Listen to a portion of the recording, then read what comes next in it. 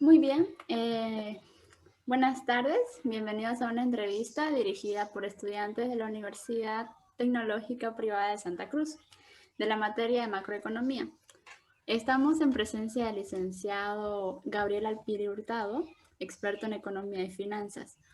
Buenas tardes, licenciado. Le doy la palabra para que pueda presentarse y comentarnos sobre su ámbito laboral.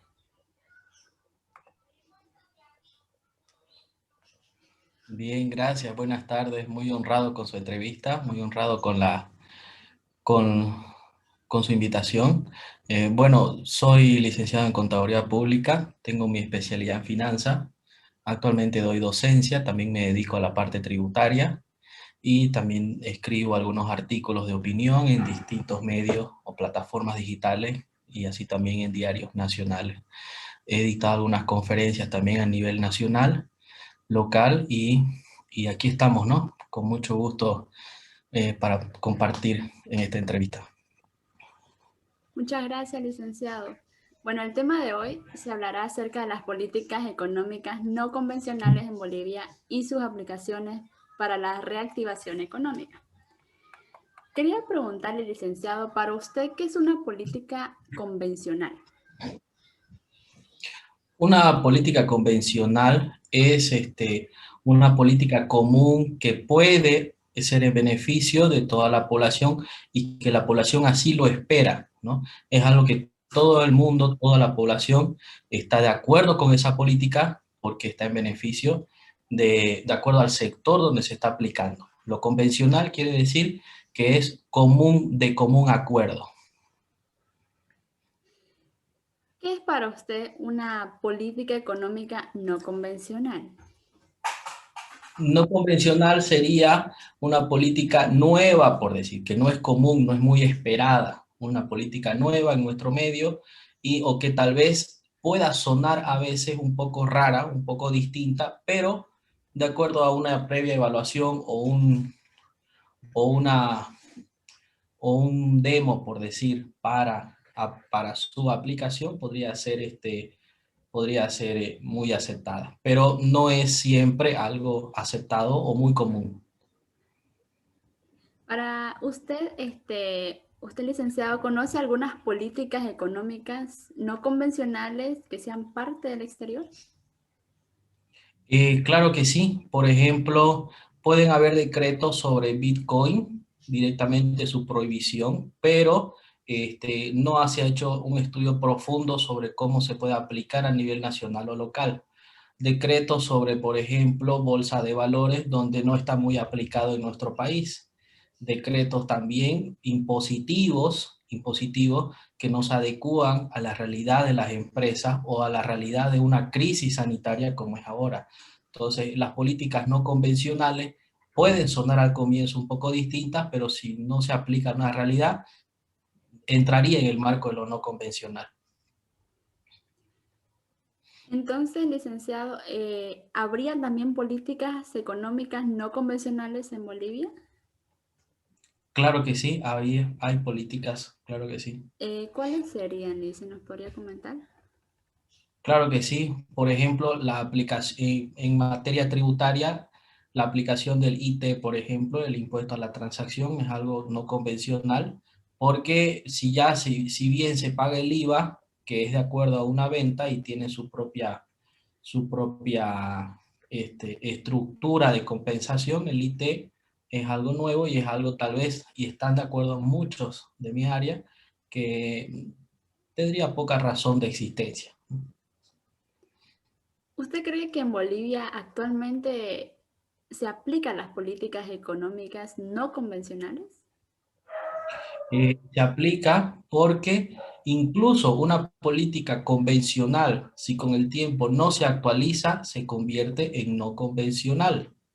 Por ejemplo, el impuesto a las utilidades empresariales de hace mucho tiempo atrás creaba una doble contabilidad en las empresas. Con el tiempo se fueron compensando y ya empezó a tener mayor sentido de aplicar. Entonces, puede pasar de convencional a no convencional y también viceversa. puede y se aplica. En otras materias también se pueden aplicar, por ejemplo, en cuestiones de la exportación de soya. Entonces prohíben la exportación de soya, sin embargo acá se quedan con mucho stock los del área de soya, también lo que es de carne. Entonces, si no se adecúan las políticas, ya se convierten en no convencional. Muy bien. Continuando, ¿en qué momento se aplicaría o cómo nos recomendaría, en qué momento se aplicaría la política no convencional en un banco o en una empresa? Por ejemplo, en la Ley General del Trabajo recién se aplicó sobre el home office, el trabajo desde casa. Pero no está claro, es algo un poco no convencional, porque no está claro, por ejemplo, sobre un accidente laboral. No está claro si el empleador le tiene que dotar con las tecnologías necesarias. Entonces, recién están haciendo, recién se está estructurando. Si bien ya tiene un año de vigencia esa ley sobre el home office, pero al no tener mucha claridad se convierte en algo no convencional y tiene muchos vacíos. Muchas gracias, Alicia. Le voy a pasar el tiempo a mi compañera María Teresa Claros, que va a continuar con esta ronda de preguntas. Ok, gracias. Buenas tardes, licenciado.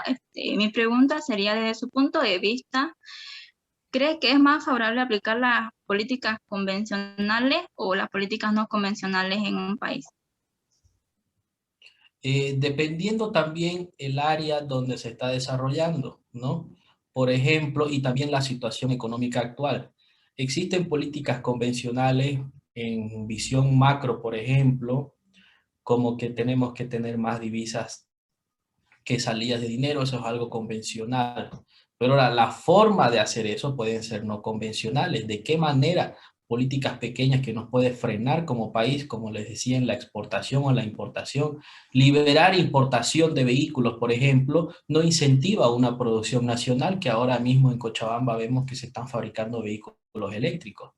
¿Por qué entonces liberamos la importación de vehículos si no incentivamos de la misma manera o con la misma intensidad los vehículos eléctricos? Entonces, depende de la situación y del rubro. No siempre podemos decir que todo tiene que ser convencional o directamente no a lo no convencional, dependiendo el sentido, ¿no? ¿Cómo han ayudado las políticas no convencionales a reactivar la economía en Bolivia en medio de esta pandemia? En medio de esta pandemia ha sido muy interesante porque como cada semana, cada mes es muy distinto al anterior, porque aumentan los casos de COVID, disminuyen, aumentan los decesos, también hay vacunas, no hay vacunas, entonces hay personas que ya se pueden vacunar, ya están en la segunda dosis, hay una nueva cepa, entonces las políticas no convencionales tienen que ir de la mano con estos nuevos cambios. Y no solamente estos cambios de salud, sino también afecta al sector económico y comercial. Que haya una cuarentena rígida, un encapsulamiento, entonces, si bien puede ayudar a lo de la salud a un plazo de 15 días, pero en la cuestión económica no es bueno. No es bueno. Por ejemplo, un caso muy aislado, el Ventura Mall, digamos, ¿no? Que el día domingo vende más, pero justo el día domingo encapsulamos la ciudad. Entonces, afecta eso financieramente directamente. Entonces, como que no han ido de la mano, no ha sido una política que pueda aplicarse a ambos sectores, salud y económico. Solamente se ha ligado, ha tenido una tendencia hacia la salud. ¿Cómo cree usted que fue la reacción económica en los bancos en esta pandemia? La reacción no fue muy buena. Para el banco no es bueno no cobrar, porque el banco vive de esas cobranzas, gana de esas cobranzas, y si el banco no cobra, no puede prestar, no va a tener el efectivo o el parámetro suficiente para prestar. Obviamente tiene que aplicarse otras medidas, pero el cortar el cobro hacia una persona que debe, entonces no es bueno financieramente para el banco. Se podrían aplicar otras medidas que nunca se tocaron el tema. Ya. ¿Cuál cree usted que serían las soluciones para reactivar la economía en Bolivia?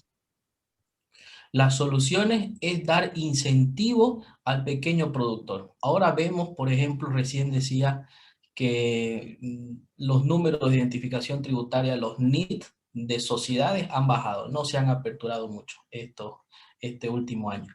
Pero se ha triplicado, quintuplicado el número de números de identificación tributaria de personas naturales o profesionales independientes que han iniciado negocios propios, que les han pedido factura, y eso solamente viendo lo legal. Ahora, lo informal ha crecido mucho más. Vemos personas que venden comida, delivery, postres, salteña, ropa, medicina, todo tipo. Entonces, eso podríamos aprovechar porque es un potencial para formalizar esta economía y es un potencial también para tener futuros empresarios, emprendedores. Recién yo he escrito muchos artículos cómo poder manejar, cómo poder administrar mi nuevo emprendimiento. Ahora, ya inicié mi negocio y ahora cómo lo mantengo. Es uno de los artículos que escribí. Entonces, esos tips, esas ayudas deberían venir de instituciones económicas como la CAINCO, Ministerio de Economía, la Gobernación, la Alcaldía. No solamente ir a controlar, sino también ayudar a que esos negocios crezcan. Entonces, lo que podría hacer es incentivar a este pequeño productor o a este pequeño emprendedor que ya se ha lanzado al éxito. Podría ser eso. Para culminar ya la ronda de preguntas, ¿qué consejo le daría usted a las empresas para que apliquen y así lograr la reactivación económica utilizando las políticas no convencionales? Claro, podría obviamente acogerse a los beneficios que se ha dado en estas políticas no convencionales. Por ejemplo, los diferimientos de los pagos en los bancos. Si bien para los bancos no es bueno, pero para muchas empresas les ha ayudado a no pagar, a no descapitalizarse.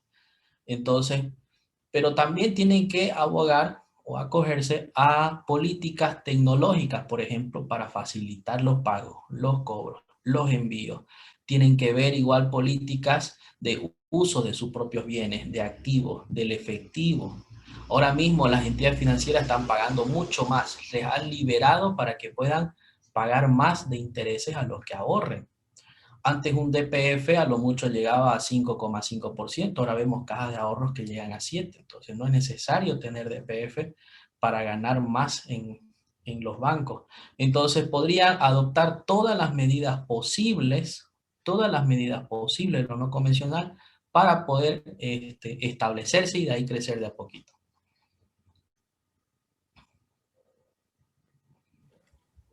Muy bien, licenciado. Muchas gracias por sus aportes, por sus palabras y por sus comentarios, ¿no? Gracias por ayudarnos en esta entrevista y esperamos verlo en otra próxima entrevista o en alguna clase. No, gracias a ustedes por la invitación, muy honrado. Que les vaya muy bien en su materia. Gracias. Gracias, licenciado. Hasta luego. Gracias, licenciado. Hasta luego. Gracias. Hasta luego.